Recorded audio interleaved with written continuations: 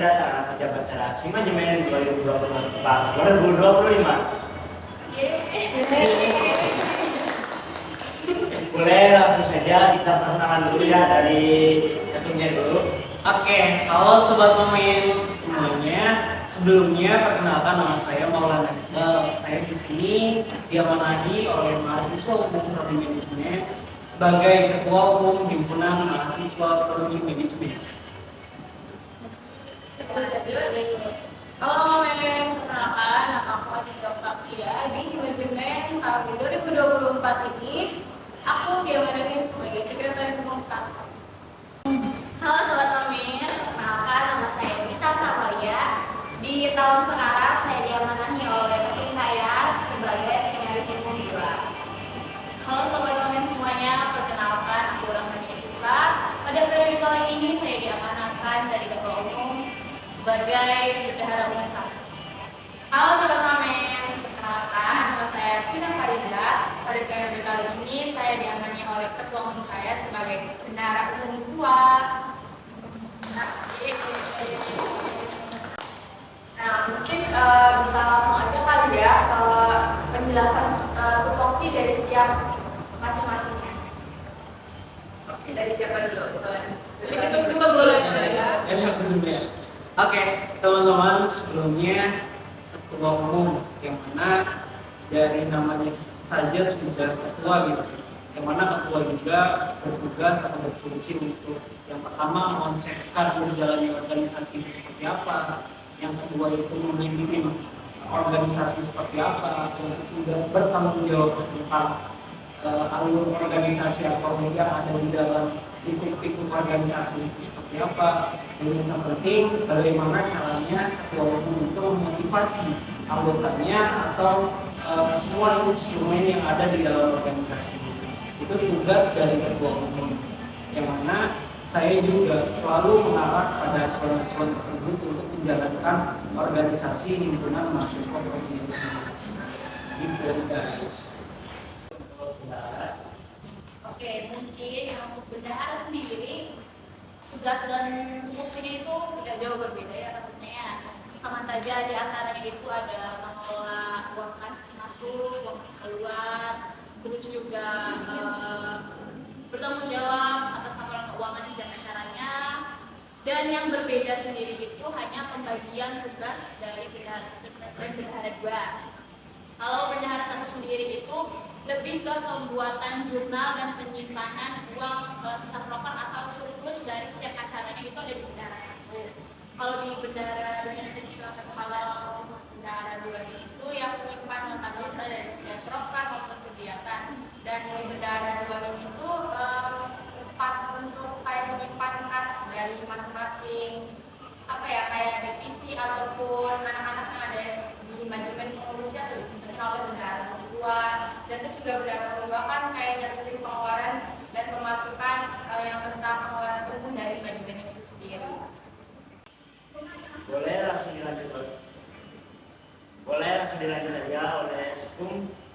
Oke, Mama, seperti yang kalian tahu ya, sekretaris itu udah pasti nggak jauh-jauh dari pensuratan, peradministrasian, manajemen. Sama seperti bendahara umum di Sekung 3, Sekung 1 dan Sekung 2. Walau tugas dan fungsinya tetap sama mengenai administrasi, tapi untuk pembagian job desk-nya Sekung juga beda-beda. Misalkan saya dari Sekung 1 itu tugasnya pembuatan SK, pembuatan LPJ, pengaktifan surat masuk, juga surat keluar, dan sebagainya. Mungkin Sekung 2 bisa lanjut untuk next job desk-nya. Oke, job desk di sekretaris umum 2 itu yang biasa saya kerjakan itu ada pembuatan berita acara atau BCA untuk ada misalnya ada rapat umum atau rapat yang memang yang dikeluarkan oleh ketua umum sendiri. Untuk selanjutnya itu ada pengasipan surat masuk dari instansi lain atau organisasi lain, dan untuk pembuatan apa ini juga kita mengerjakannya bareng-barengnya. Jadi yang intinya yang dibuat beda itu apa ya? Sebenarnya lebih ke kalau misalkan sekretaris umum 1 itu tuh surat keluar, kalau sekretaris umum 2-nya surat masuk gitu. FYI aja nih, kalau misalkan surat keluar itu dari manajemen kirim ke instansi lain.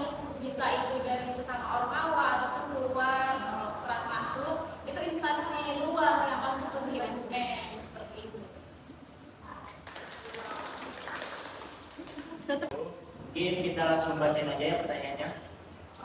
Menurut Ketum, kepemimpinan yang baik dan cocok dipakai dalam suatu organisasi seperti apa sih, Ketum? Kita di sini berbicara tentang kepemimpinan ya. Kepemimpinan itu aspek yang terpenting yang harus dianalisis itu yang pertama adalah budaya organisasi. Yang mana budaya organisasi apa sih yang ada di dalam suatu organisasi tersebut? Dengan kita analisis budaya organisasi, kita itu tahu atau kita itu paham apa sih pemimpinan yang cocok yang diterapkan terhadap organisasi tersebut. Contohnya kayak misalnya di manajemen itu sendiri. Di manajemen ini menjunjung tinggi atau memiliki budaya organisasi berasaskan kekeluargaan, yang mana gak relevan dong kalau misalnya kita menggunakan kepemimpinan yang otoriter atau harus diputuskan segala sesuatunya oleh ketua umum dengan hak otoriternya atau prerogatifnya. Nantinya budaya organisasi itu atau anak-anak tidak bisa bagaimana caranya belajar untuk mengambil suatu keputusan. Nah, hal yang terpenting dalam kepemimpinan itu yaitu memahami budaya organisasi. Dan kepemimpinan yang cocok di era sekarang ini adalah ataupun kebanyakan organisasi yang sekarang adalah annual organization, yang mana kita ini bekerja sebagai tim atau kita ini satu kesatuan dalam tim, bukan secara tradisional organizing. Yang mana tradisional organizing itu kayak kita ibarat tim berti, yang mana itu ada bentuknya di atas, terus di tengahnya tuh ada bagian middle management, di bawahnya ada lower management. Kayak gitu sudah tidak relevan atau sudah terkikis zaman. Oleh karenanya angle organization itu sangat relevan untuk dilakukan atau diterapkan di dalam suatu organisasi. Itu teman-teman. Kita setuju ya. Jadi kalau dari situ nih mengenai administrasi ini, apa sih yang harus diperhatikan secara khusus dalam mengurus administrasi di suatu organisasi? Perhatian khusus ya. Sebenarnya kalau misalkan mau di situ hal yang paling dipersiapkan itu ya waktu sih. Soalnya nanti setiap harinya kalian pasti bakal diteror sama anak-anak kayak fisika ya nanti. Iya, jadi sebenarnya kalau misalkan ditanya untuk perintah khususnya selain meneliti ya itu udah menjadi satu hal kewajiban ya. Betul. Itu yang kedua ya waktu sih gitu. Jadi kita harus bisa manage waktu, misalkan ya karena kita kan lagi kuliah juga ya. Jadi harus bisa mungkin kuliah jalan, tapi ya harus bisa mungkin juga sering-sering cek HP untuk yang ngebahas-bahas chat-chatan anak-anak lah, misalkan kita revisi LPJ, proposal, surat dan lain-lainnya sih. Kalau menurut aku gitu, kalau menurut Kak Salsa gimana ya? Kalau dari aku itu sebenarnya nggak beda jauh ya dari Kak Abel gitu. Yang terpenting itu kalau sebenarnya kita ingin menjadi sekretaris umum, yang satu hal itu yang menurut aku ya harus teliti. Karena kalau misalnya kita anak-anak revisian tapi dari sepuhnya aja pas ngerevisi itu nggak teliti atau masih ada yang keliru tuh pasti nanti surat yang kita sebar ke organisasi itu pasti bakal dilihat dari sepuhnya gitu. Jadi gimana sih kok sepuhnya revisinya nggak benar atau bla bla gitu lah. Jadi intinya yang menurut aku yang paling penting jadi sekretaris umum itu ya teliti. Terus yang kedua itu bisa bagi waktu juga karena kan revisian tuh nggak tahu waktu ya, tergantung malam-malam pun waktunya tidur karena kan masih bener revisi gitu. Jadi intinya kita harus bisa luangin waktu sebisa mungkin sih gitu kalau dari aku. Sama mungkin mental juga kali ya Kak ya. Jadi sebenarnya jadi satu beban moral juga guys gitu. Ya benar kata-kata tadi. Kalau misalkan kita kelewat gitu, ada human error gitu. Pasti kita sebenarnya gimana sih gitu.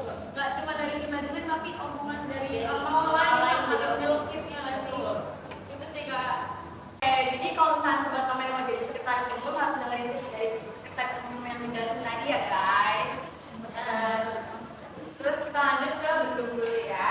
Jadi kalau dari bendung nih mengenai keuangan ya, kalau bendung tadi bagaimana sih tips mengelola keuangan agar tidak terjadi pengelolaan uang secara berlebihan dan baik keuangan pribadi maupun suatu organisasi. Oke, dari saya dari suatu organisasi dulu ya. Kalau menurut saya dari suatu suatu organisasi biar tidak terjadi pengeluaran yang berlebihan itu kan di dalam organisasi kan ada namanya rancangan anggaran biaya ya. Dimana rancangan anggaran biaya itu kan kita tuh membuat rancangan terlebih dahulu ketika ingin menjalankan sebuah kegiatan.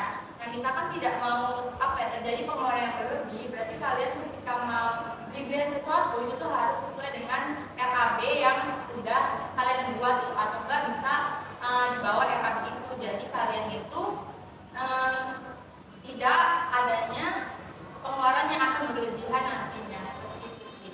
Ya kan Cici? Betul. Jadi kalau kalian itu misalkan ya untuk beli suatu acara di bendahara kegiatannya, maka yang beli-belian kan kadang dari logistiknya ya, bukan dari bendahara sendiri. Kalau bendahara kan itu untuk mengelola si uang tersebut kan. Jadi sebisa mungkin itu berpatok pada RAB gitu. Supaya apa? Supaya tidak terjadinya kelebihan dana ataupun kekurangan dana gitu, seperti itu. Dan untuk kalau pribadi ya sebenarnya nggak jauh berbeda dari organisasi. Mungkin kalau dari saya pribadi itu lebih ke misalkan kalian mau beli-belian nih, beli A atau B, nah kalian itu harus ngebandingin nih yang patut dibeli untuk dibeli itu apa gitu. Jangan dua-duanya terus harus dibeli, karena itu bisa menjadi salah satu manajemen keuangan kalian juga seperti itu. Benar sih, kalau kata Kak Cikwi, kalau mau manage keuangan pribadi itu kalian misalkan mau beli apa-apa tuh harus dipertimbangkan terlebih dahulu mana yang paling penting dan dengan biaya yang lebih rendah. Misalkan itu penting ya itu dulu yang didahuluin gitu biar nggak ada pengeluaran yang berlebihan ataupun kalian nggak ada uangnya terus kalian butuh kan kalian bisa dahuluin yang pentingnya duitnya sih itu tips dari kita berdua. Oke guys, jadi lanjut lagi pertanyaan kedua. Kalau di organisasi kan ada penyusunan RAB. Nah, menurut Gendrum, ini di dalam penyusunan RAB harus diperhatikan apa saja sih? Baik, mungkin kalau di RAB sendiri itu banyak yang harus diperhatikan. Salah satunya itu yang paling penting itu ya tentang harga. Harga itu harus diperhatikan karena buat pengeluaran juga biar tidak terjadi yang tadi sama kayak Kavina yang jelasin bersawal bagian awal. Jadi untuk meminimalisir budget keluar banyak atau kalau punya dana seperti itu. Kavina Terus selain dari harga kalian juga misalkan membedakan itu teliti juga karena ya misalkan kalian misalkan membuat RAB yang ada limiti atau misalkan nol dan kelebihan nih dalam berhubungan dengan RAB kan itu kan nanti bisa ada kurang atau lebih ketika pengajuan juga dan betul dan mungkin tambahan juga ya karena dari RAB sendiri ini harus dikasih sama pengeluaran beserta caranya. Jadi kenapa dari Gendrum itu lebih tegas lagi ini tuh benar-benar segini, ini cukup enggak, jangan sampai kekurangan ataupun kelebihan kayak gitu. Kalau misalkan kekurangan itu sebenarnya bisa diantisipasi dengan pembelian di pas acaranya seperti itu. Dan kalau misalkan kelebihan tuh kadang kayak uangnya tuh yang kita keluarin kayak sia-sia gitu loh, kadang bisa terpakai untuk acara berikutnya dan ada pula yang nggak bisa terpakai seperti itu. Jadi sebisa mungkin karena di RAB itu banyak sekali item-item yang ada dalam jurnal itu, jadi harus diperhatikan untuk persatu. Dari harga yang kita tadi bilang sebutin angka 01 itu harus diperhatikan banget. Misalkan lebih satu aja itu tuh krusial banget, misalkan 100 tapi dia bisa juta, itu kan pengeluarannya wah gede banget gitu tuh. Jadi itu juga misalkan terjadi sesuatu kayak gitu dipertanyakan. Lanjut ya lagi menanya itu sifat-sifat yang harus dimiliki sama seorang pemimpin itu gimana sih langkah awal kita biar berani untuk menjadi pemimpin. Oke. Tadi sifat ya, kalau misalnya pertanyaan yang berarti ke karakter juga ya karakter gitu. Karakter yang terpenting dalam menjadi organisatoris ataupun menjadi pemimpin itu yang pertama bertanggung jawab. Ketika sobat mamen nanti bakal jadi pemimpin itu apapun yang nantinya organisasi sobat mamen lakuin, sobat mamen ketika menjadi ketua itu harus berani bertanggung jawab. Meskipun sobat mamen terkadang bukan sobat maminya yang nanti jadi pemimpin itu melakukan kesalahan, tapi bawahannya itu sobat maminya harus bertanggung jawab atas apa yang dilakukan. Terus yang kedua, komunikatif. Yang mana komunikatif ini segala rancangan dan segala apa yang akan dilakukan organisasi sobat mami ini nanti ketika menjadi pemimpin harus tahu dan harus menanyakan, ataupun ketika mendapat inputan harus memahami apa itu yang disampaikan terhadap sobat mami itu sendiri. Terus yang ketiga, tahan banting. Ketika menjadi pemimpin itu terkadang banyak instrumen ataupun banyak pihak-pihak eksternal ataupun output dari luar itu, ataupun kendala-kendala dari luar yang sobat mami harus tahu dan harus tahan banting gitu dengan serangan-serangan ataupun dengan tantangan di luar sana. Lalu ada fleksibel, ya, karena sobat mami ini gimana sih caranya ngayomin, gimana sih caranya sobat mami memahami karakter anak itu kayak gimana supaya bisa masuk ke setiap instrumennya. Nah, yang terakhir tadi pertanyaannya itu bagaimana awal biar bisa bertani menjadi pemimpin. Oke, gimana caranya kita berani untuk menjadi pemimpin? Oke, kalau saya pribadi itu punya kata-kata yang dari awal itu benar-benar memotivasi saya beranjak dari kesalahan yang ada atau beranjak dari permasalahan yang ada, pada akhirnya menimbulkan niat baik untuk memperbaiki semuanya. Jadi ketika teman-teman ini menganalisis bahwasanya organisasi ini banyak nih yang salahnya, ya udah dari situ memberanikan diri untuk bagaimana caranya kita menjadi pemimpin dan memperbaiki itu semua. Jadi teman-teman harus punya motivasi sendiri dan teman-teman harus punya niat sendiri untuk gimana sih jadi pemimpin dan nanti teman-teman bakal jadi orang itu ataupun menjadi karakter yang seperti itu sih. Oke, langsung saja lanjut ke pertanyaan tersebut. Bagaimana tips agar kita menjadi orang yang teliti membuat surat, dan bagaimana tips biar kita lebih peka terhadap tanda baca dan tanda tulis biar kayak ada sarannya gitu. Oke, tadi itu pertanyaannya mengenai tentang penelitian dan juga peka terhadap tanda baca ya. Sebenarnya kalau menurut aku sendiri itu tuh basicnya kita harus sering-sering baca sih. Bacanya itu ya apa aja dibaca, kan misalkan dari buku mata kuliah, terus juga buku-buku novel ataupun e-book yang biasa kalian buka gitu. Karena kita kan juga basicnya mahasiswa yang dituntut untuk baca ya gitu. Jadi mau nggak mau hal itu nanti terjadinya terlatih sendiri gitu. Tiba-tiba misalkan kita tahu kapan penggunaan huruf kapital, terus misalkan tanda koma, titik, tanda seru, tanda tanya, kemudian kata-kata apa aja sih yang misalkan harus dipisah penggunaannya, seperti itu sih. Kalau gue aku sih sebenarnya sama ya, sering baca juga, karena kalau sebenarnya kita keseringan baca tuh jadi kayak di otak kita kayak udah tersetting sendiri gitu tuh mana yang harus dikoreksi, mana yang enggak. Terus kalau semisal ada apa ya redaksi bahasa Inggris kan otomatis ditarik gitu, dimiringin. Ya, jadi intinya sih lebih banyak baca aja sih gitu. Mungkin ini pertanyaan terakhir untuk Bendum dan Sekum ya. Jadi gimana sih cara buat koordinasi antara Sekum dan sekretaris kegiatan, antara Bendum dan sekretaris bendahara kegiatannya gimana? Betul-betul boleh Sekum dulu. Oke, kalau dari Sekum sendiri sebenarnya per proker itu ada sekretaris kegiatan dan proker ini tuh ada di masing-masing divisinya. Jadi divisi ini pun ada namanya sekretaris divisi yang berhubungan langsung sama sekretaris umum. Jadi tingkatannya itu dari atas ada sekretaris umum, sekretaris divisi, sama sekretaris kegiatan. Jadi misalkan kalau misalkan ada surat atau proposal atau LPJ yang mau dikoreksi, yang mau dibuat sebelumnya oleh sekretaris kegiatan, itu sebelumnya harus sudah direvisi betul sama sekretaris divisi gitu, level 1-nya. Baru kemudian kalau misalnya udah lolos dari inisiatif, langsung ke sekretaris umum untuk dapat ke ACC seperti itu.